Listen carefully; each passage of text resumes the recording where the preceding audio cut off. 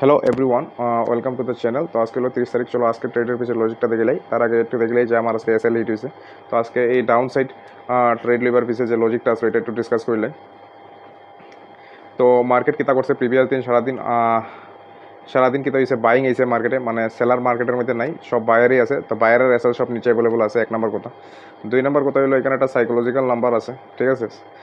আর সবচেয়ে থেকে মেইন কথা হলো যে এটার ওপেনিং কী হয়েছে দেখো, এটা একটা রেঞ্জের ভিতরে আমার ওপেনিং দিছে। আমি চাইছি না এই রেঞ্জের ভিতরে ওপেনিং দিত, ঠিক আছে। আমি চাইছি গ্যাপ আপ ওপেনিং দিত। গ্যাপ আপ ওপেনিং দিয়ে যদি স্ট্রং একটা রেড ক্যান্ডেল বানায়, তাহলে কী হইব, যত বায়ার আছে তার ভিতরে একটা প্যানিকনেস ক্রিয়েট হইব, এটা রিট্রেসমেন্টের সাথে আমরা ডাউন সাইড মুভ নেব। কিন্তু মার্কেট যখনই ফ্ল্যাট ওপেনিং হয় তখনই আমার প্রবলেমটা ক্রিয়েট হয়। যেমন আজকে ফ্ল্যাট ওপেনিং হয়েছে, ফ্ল্যাট ওপেনিং হয়ে সেটা দেখো এই জায়গাটার মধ্যে কিছু সময় আসলো, ঠিক আছে মার্কেট। কিন্তু যেই সাইকোলজিক্যাল নাম্বারটা আমি কীভাবে দেখছি, যে সাইকোলজিক্যাল নাম্বারের নিচে নিচে ট্রেড করে তো মার্কেট একবার আপসাইড যেতে পারে, মার্কেট একবার আপসাইড গেছেও।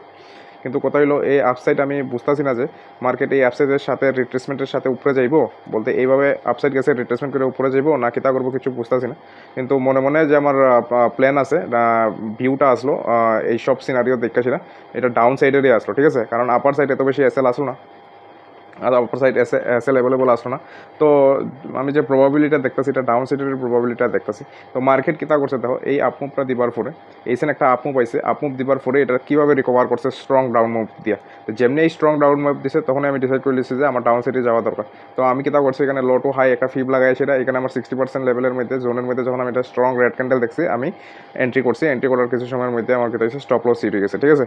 তো স্টপ লস তো হিট হইবই, stop loss it is a part of game আর পার্ট অফ ট্রেডিং। তো এটা তো কইতেই পারো।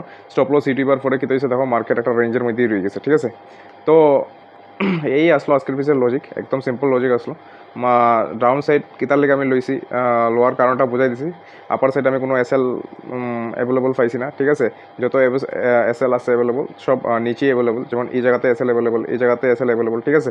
তো মার্কেটে আমি স্ট্রং ডাউন ম্যাপটা দেখতেছি না। আমি এই ডাউন মুভের সাথেই যাইবার চেষ্টা করছি, কিন্তু আমার এসএল হিট হয়ে গেছে, ঠিক আছে। আর আমি এই আপ মুভের সাথে কেন গেছি না, ফার্স্ট অফ অল এখান থেকে যদি আমি লাগাই, এখানে কোনো আমি তোমার স্ট্রং রেড ক্যান্ডেল, আমি গ্রিন ক্যান্ডেল পাইছি না, এক নম্বর কথা। আর আপার সাইড যেবার আমার বেশি মন আসলো না, কারণ আপার সাইড বেশি এসএল আসলো না। তো যেদিকে যত বেশি এসএল এদিকে আমি যাইব। তো আমার ডাউন সাইডে আমি বেশি এসএল দেখছিলাম আমার হিসাবে, তো আমি ডাউন সাইডেই ট্রেড নিছি। তো এই আজকের পিসের লজিক ট্রেড নিবার পিছে।